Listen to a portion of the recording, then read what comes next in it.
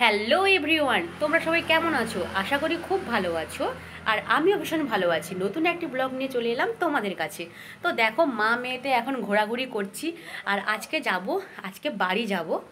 আর গত বছর তো কার্তিক বসিয়েছিল, তখন ইভা ছিল আমার পেটুতে।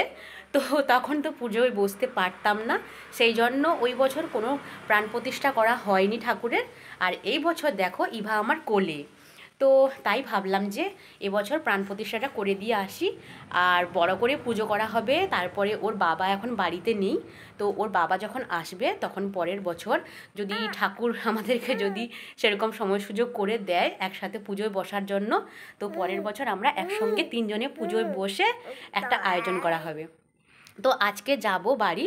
আজকে শুধুমাত্র আমাদের কার্তিকের প্রাণ প্রতিষ্ঠা হবে আর টুকিটাকি পুজো হবে। তো চলো, আমরা এখন রেডি হব আর ইভাকে এখন রেডি করব।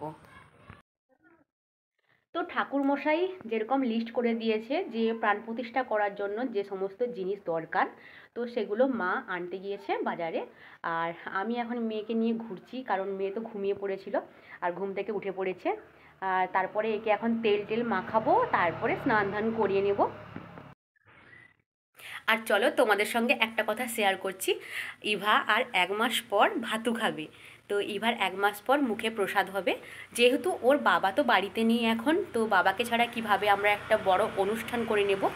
তাই জন্য এখন অনুষ্ঠান করব না, কিন্তু ইভাকে মন্দিরে নিয়ে গিয়ে ঠাকুরের মিষ্টান্ন ভোগ দিয়ে বা যে কোনোভাবে প্রসাদ করে ইভার মুখে দেওয়া হবে। তারপরে ইভা আমাদের ভাতু খাবে। তো এখানে দেখো, ইভা যেই ড্রেসগুলো পরে যাবে আর আমি যে শাড়ি পরে যাব সেগুলো সব বের করে রেখেছি। আর এই শাড়িটা আমার মায়ের শাড়ি। এই সিল্ক শাড়িটা ভীষণ সফট আর কালারটা দেখো আনকমন। তাই জন্য ভাবলাম এই শাড়িটা আমি পরে যাব। আর এদিকে তার সঙ্গে ম্যাচিং করে কিছু জুয়েলারিস যেগুলো আমি বের করে রেখেছি। আর এদিকে মায়ের রান্নাও হয়ে গেছে, ঢেঁড়স ভাজা, ফুলকপি আলুর তরকারি, সাথে রয়েছে সয়াবিন আর আলু মাখা হবে, আর রয়েছে টমেটোর চাটনি। তো আমি তো একদম সারাদিন না খেয়ে থাকতে পারবো না, কারণ আমার মেয়ে আছে, আমার মেয়েকেও খাওয়াতে হয়। সেই জন্য আমি একদম উপোস থাকছি না, আমি নিরামিষ খাবার খাচ্ছি। তো যেহেতু প্রাণ প্রতিষ্ঠা হবে, ব্রাহ্মণ মশাই বললো আমি খেতে পারি। আর এদিকে দেখো, এই যে শাড়িটা পরে আমি রেডি হয়ে গেছি। তো কেমন লাগছে আমাকে কিন্তু বলো। তো কোথাও যাওয়া মানে আমরা যখন শাড়ি পরে নিই বা সাজগোজ করে নিই, ব্যাস ইভা তখন কান্নাকাটি করতে থাকে। কারণ ও তো সবসময় আমাদেরকে দেখে আমরা ঘরোয়াভাবে থাকি, যেমন নাইটি পরে। তো আমাদের বাড়িতে থাকা মানে নাইটি আমাদের সবথেকে বেস্ট যেটা ড্রেস, তো ওটাই পরি। আর ও সবসময় ওটাতে দেখি অভ্যস্ত। সেই জন্য কোথাও যখন যাব সাজগোজ করে ফেললে ইভা কান্নাকাটি শুরু করে দেয়। আর এখন সবাই রেডি হচ্ছে। আর এই দেখো, আমি আলতা পরতে ভুলে গেছিলাম, আলতাটাও পরে নিয়েছি।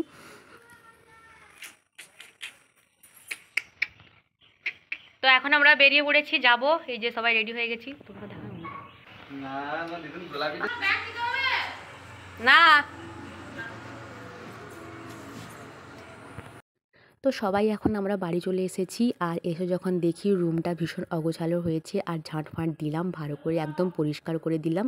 ওইদিকে এদিকে মা ফল কাটতে শুরু করে দিয়েছে, আর আমি যে বারান্দাটা ভালো করে ঝাড়ু দিয়ে জল ছড়া মেরে দিয়েছি। তারপরে ঠাকুরমশাই বসে ওখানে আলপনা করছে, আর কার্তিকেও বসে দেওয়া হয়েছে। এরপরে আমার মা ফল কাটা শুরু করে দিয়েছে, এবার পুজো কিছুক্ষণের মধ্যে শুরু হবে। তো ফার্স্টেই এসে দেখো, ইভার জেম্মা তাকে নিয়ে খেলছে, আর সাথে রয়েছে ইভার দিদি। তো অনেক দিন পর দিদি আর বোনের দেখা হলো, তাই ভীষণ মজা। আর আমি ওদিক থেকে ক্যামেরা করেছিলাম বলে ইভা আমার সঙ্গে মুচকি একটা হাসি দিল। তো মা এখানে ফল কাটছে, আর আমি ওইদিকে একটা ছাপা শাড়ি পরে নেব, কারণ যে শাড়ি পরে এসেছিলাম ওটা তো পরে বসতে পারবো না। আর এদিকে আমার শাশুড়ি মা এই যে ইভাকে এখন ধরেছে, ওকে তো কাউকে না কাউকে ধরতে হবে। তো শাশুড়ি মা জোগাড় দিচ্ছে, আবার ইভাকে ধরছে। আর এদিকে দেখো, আমার মা ফল কাটছে। তো ফল কাটা হয়ে গেলে, সব রেডি হয়ে গেলে পুজো শুরু হবে, পুজোতে আমি বসে পড়বো। এদের সঙ্গে আমার দিদিদের সঙ্গে এত মিল ছিল, মানে বাড়িতে চলে সবসময় তো একসঙ্গে। হ্যাঁ তো তো এই শাড়িটা আমি পরবো এখন। এটা আমার মা কিনে নিয়ে এসেছে, আর একদম পিওর কটনের ছাপা শাড়ি, খুব ভালো লাগে। তো আমিও পরবো। আর বোনকে দেখো এখন শাড়ি ট্রায়াল যেন ওইদিকে ট্রায়াল দিচ্ছে, নতুন বউ মতো লাগছে। তো ওই শাড়িটা আমি পরে লাল রঙের শাড়ি যতই থাকুক না কেন, তাও যেন প্রথমেই যখন শাড়ি দেখি তো প্রথমেই লাল কালারটাই চোখে পড়ে। তো যাই হোক, দেখো আমি শাড়িটা পরে নিয়েছি আর কেমন লাগছে আমাকে শাড়িটা পরে। আর এইদিকে দেখো আমি পুজোয় বসে পড়বো, তার আগে এই যে ইভা এখন দাদানের কোলে, আর বাবা এইমাত্র স্কুল থেকে এলো, তো সঙ্গে সঙ্গে তাকে কোলে নিয়েছে। ও না বেশি ঘুমায়নি।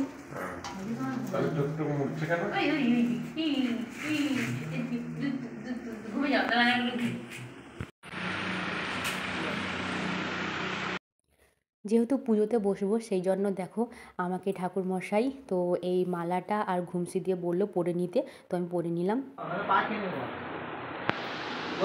চলো তোমাদের সঙ্গে আমি পরিচয় করিয়ে দিই, এই যে আমার যা মানে বাড়ির বড় বউ, আর আমি হলাম মেজো।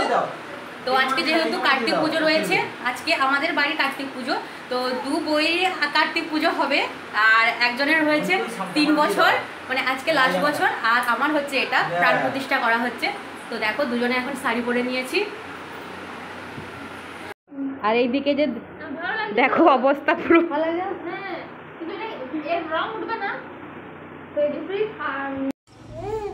বামে বামে পুরবে নম পরাপর পরমেষ্টি পরম গুরুভ্যো নম দক্ষিণে গণপতয়ে নম ঊর্ধ্বে ব্রাহ্মণায় নম অধো অনন্তায় নম সম্মুখে বিষ্ণু কার্তিকেয় দেবতায় নম।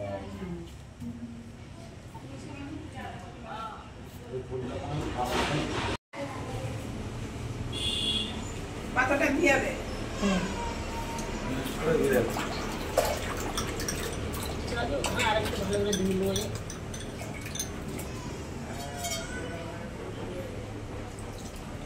আচ্ছা সাউন্ড হ্যান্ডেল নিয়ে বসো। হ্যাঁ হ্যাঁ হ্যাঁ সাউন্ড चाहिए दे तो না মাঝে কামছে না না সে না কথা কইলে মনে রইলানি মারা গতে দিলে ঠিক সে কাঁদেনি পিহু কাঁদছে মালা। হ্যাঁ তুমি তো আমি তো পুজোয় বসে গেছি, আর পুজো প্রায় শেষের দিকে, তো অনেকক্ষণ থেকেই পুজোয় বসেছি। আর আমাকে যে সমস্ত সংকল্প করার জন্য যতক্ষণ দরকার ছিল আমি ওখানেই বসেছিলাম পুজোর কাজে। মালা আছে, পূজা করে মালা আছে। না না আরে ঠিক আছে,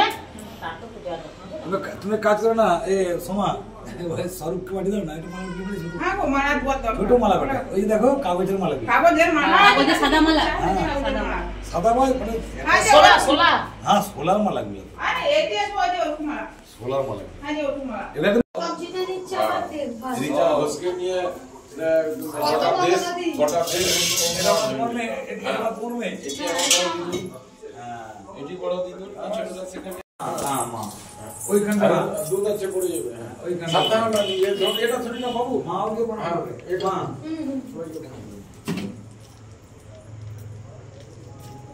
আর দিকটা একটু সরিয়ে রাখো তাহলে তোমার তো দুটো পূর্ণ হ্যাঁ বাবু বসতে অনেক বস অনেক বড় গো মা।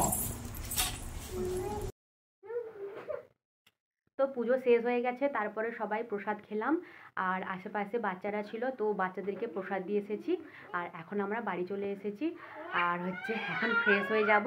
আর ইভা এখন খেলা শুরু করে দিয়েছে। তো এতক্ষণ ইভা তো গাড়িতে করে এসেছিলো, ওকে গাড়িতে নিয়ে চলে এসেছি মানে বাইকে।